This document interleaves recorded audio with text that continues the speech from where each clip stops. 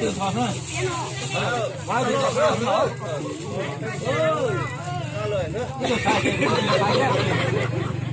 sao cái mà chơi kia hả đồ gì lông ha đó đồ chua đi cho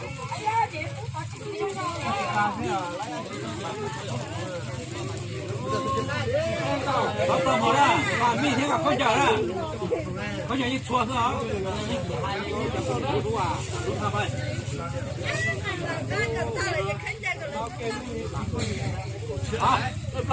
bắt đầu nè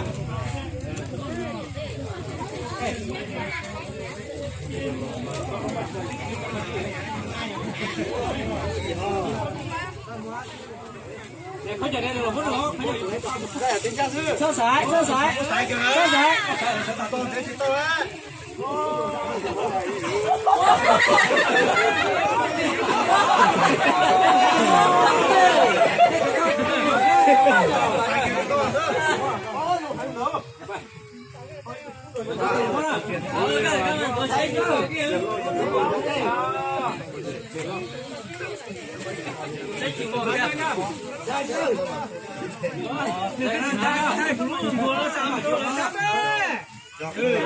gì nó cũng cao ơi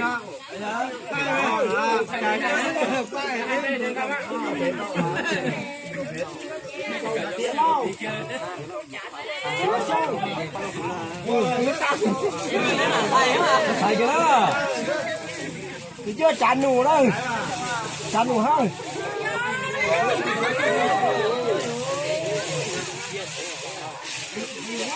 cầu khuôn đùa xong họ tối cười chuyện cả số chỉ muốn cách trò hậu nữa khuôn đùa xong ơi để cho lo đi rồi đó còn cái gì tao à cậu ý như phó ba tao muốn nó có vấn đề chừng hơn nữa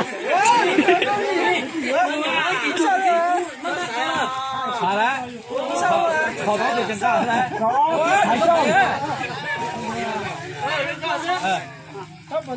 thiệt thái sông ơi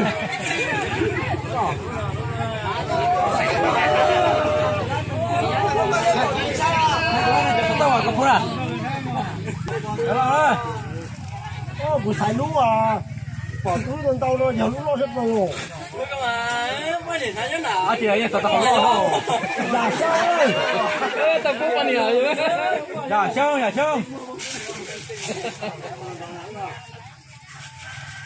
đầu chi chứ mẹ ơi chứ mẹ xong chứ xong có tuổi xong của lại nữa là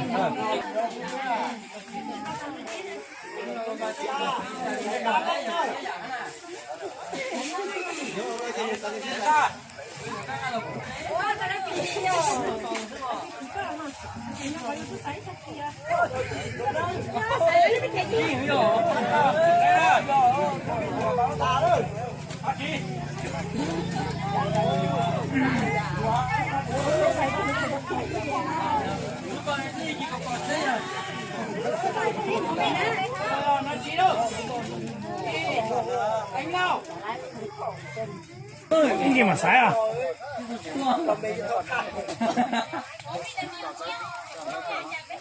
tụi bé phía sông tụi bé phía sông tụi bò cá sông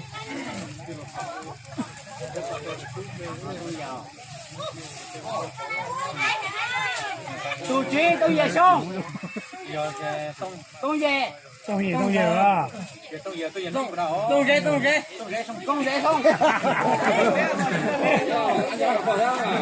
chết rồi chị ơi mấy anh chị tôi về không xài không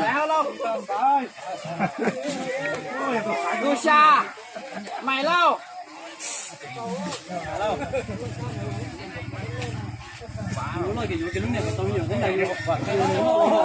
tôi gì mà thế không mà thế không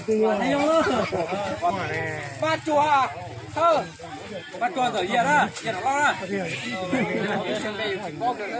ไปtu cầu có bỏ hơn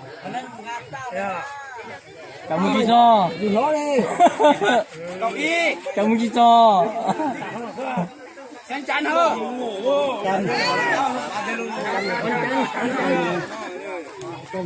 Chanh. giờ sen chắn được sen chắn không mà Đấy là không sai á. cầu o hơi cú hơn cầu gì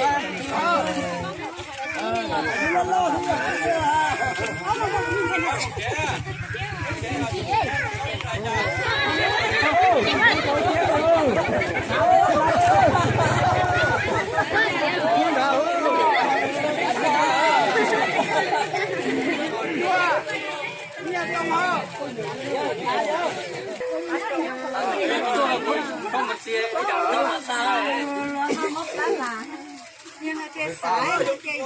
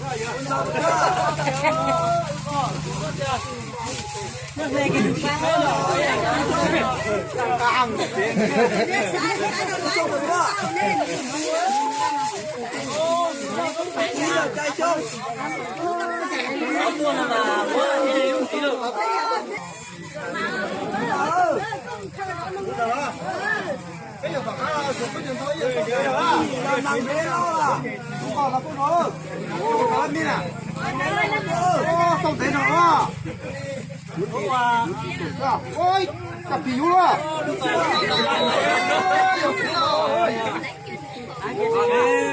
chủ thực tế à Đó, xong rồi, đi chưa?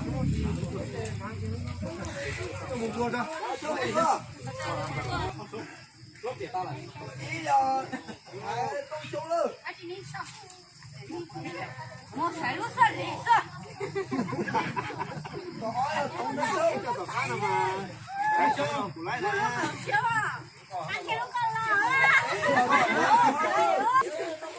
đi xong Đi xong luôn.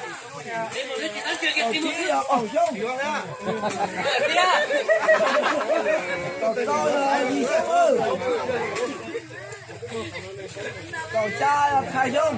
thì mùa múa là khách kia thì có sao múa Cậu gì để đón có. Cậu có là khai dung. Nhưng cậu cơ sông. thì có là nhận về là mới cho ôi mà sải rồi nó tất cả để xí rồi tiền đồ luôn Thành con ra.